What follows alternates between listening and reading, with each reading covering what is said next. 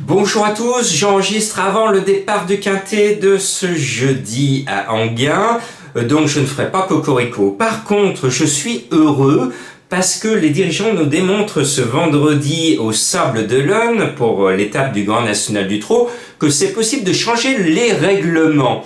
Vous vous souvenez, récemment, j'ai demandé aux dirigeants parisiens, des sociétés de course et du PMU, de déclarer non partant les chevaux qui restent au poteau en obstacle ou dans les stalles de départ en plat. Donc, je vais vous démontrer, preuve à l'appui par rapport à ce quintet des Sables d'Olonne, derrière l'Autostar. Alors, on change les règles, parce que tout d'un coup, vous savez, quand on a inventé le départ l'Autostar en France, il était de bon goût, depuis la naissance de l'Autostar, de mettre les plus riches en première ligne, par tirage au sort, et les moins riches derrière.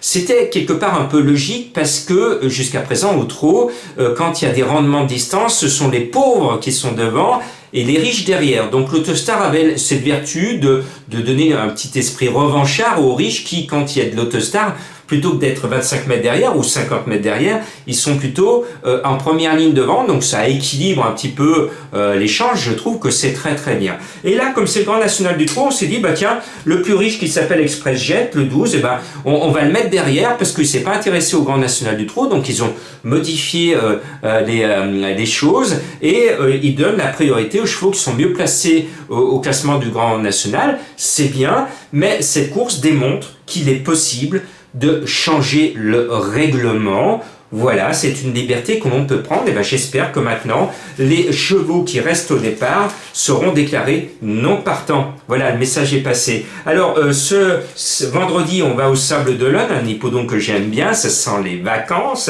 Salut aux juilletistes qui vont venir à 20h15 voir cette belle réunion après être passé du côté de la plage.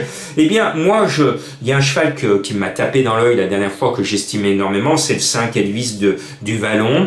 Il est super bien placé en première ligne, il vient vraiment d'être impressionnant, je pense qu'il peut doubler la mise, et je lui oppose le grand favori, le 8 Firecracker. Il va mettre le feu comme d'habitude, c'est un tout bon cheval, il va tenter la passe de 3, alors je le tente battu parce qu'il va brûler du kérosène au démarrage, puisqu'il a tiré le pire numéro à l'extérieur, et donc Eric Raffin avec tout son talent aura deux solutions, soit à fond pour gommer son numéro dès le départ pour venir se caler le long du rail, soit il reprend et se fait traîner et après il faudra qu'il revienne. Dans les deux cas de figure, il est obligé de brûler du kérosène, donc c'est sur ce petit détail que je préfère Elvis du Vallon.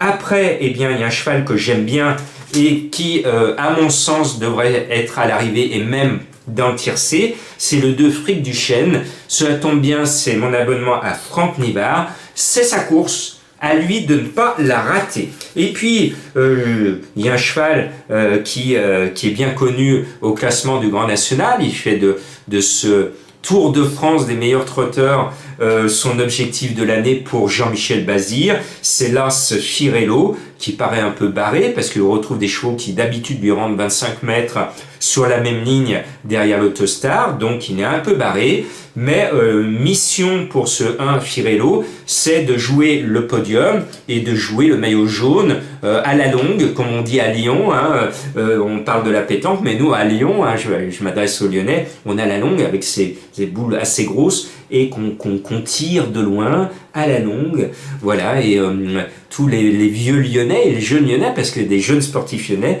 jouent à la longue du côté de nos terrains boulistes, et je leur fais un petit coucou au passage. Eh bien, Firello joue à la longue, c'est-à-dire que ses ambitions, c'est d'être maillot jaune sur la ligne d'arrivée à Vincennes au mois de décembre, et je pense que sur la longueur, il peut attraper le maillot jaune. Voilà, donc il va prendre des points au classement général. Je vous ai tout dit sur ce numéro 1, Firello. Et puis après, il y a un autre cheval, un coup bon, un coup pas bon, c'est le 6 Crack Monnaie. Alors, un coup, il nous fait gagner de la monnaie, et l'autre coup, il craque. Actuellement, c'est en dents de scie, c'est comme ça. Alors, il faut dire que c'est un cheval qui se donne un peu trop. On l'a vu récemment chez nous à Vichy, à fond. Et ben, le cheval, il peut pas aller au bout, hein. Je l'ai toujours dit, les drivers qui vont comme ça à fond, à plus d'un tour de l'arrivée, c'est foutu. Et je le répète, c'est foutu. Alors, monsieur Thierry, n'allez pas à fond. Si vous voulez avoir une bonne chance, Vous vous placez, vous attendez et à fond, dans la dernière ligne droite. Le message est passé, ouais, c'est génial. Alors, dans ce cas-là, on joue crack-monnaie. C'est le jour où on va toucher la monnaie. Je poursuis mon choix avec le 10 euros du chêne. Il n'a jamais été aussi bien. Il est au top du top. Il a qu'une chose contre lui, c'est qu'il est mal embarqué en deuxième ligne derrière le Tostar. Il va falloir qu'il trouve un trou de souris, mais je pense qu'avec le talent de Mathieu Abrivard, il est capable de profiter de sa grande forme. Et puis, sur une ancienne valeur, il y a un cheval qui est complètement déclassé. C'est le 12 Express Jet, le malheureux. C'est le plus riche, mais il est puni. On l'a mis au coin, on l'a mis derrière. Incroyable, hein, incroyable. Bon, mais il m'a promis de ne pas avoir son bonnet d'âne. Vous savez, dans la tradition française, on était puni au coin avec un bonnet d'âne pour mettre la honte sur le cancre de l'école. Heureusement, moi je suis passé après 68, après ces traditions, ces mauvaises traditions françaises, où on tapait avec une règle sur les doigts des élèves, hein. C'était très violent, hein, l'éducation en France. Par contre, les gamins, ils faisaient pas une faute d'orthographe, hein. Maintenant on est plus cool, mais alors tout le monde fait des fautes de partout, et quand on reçoit des textos ou des mails, alors là c'est bourré de fautes. Je referme cette parenthèse pour vous dire que le 12 Express Jet avec son bonnet d'âne peut se rappeler à notre bon souvenir en disant « Hé, vous vous souvenez, j'étais le premier de la classe.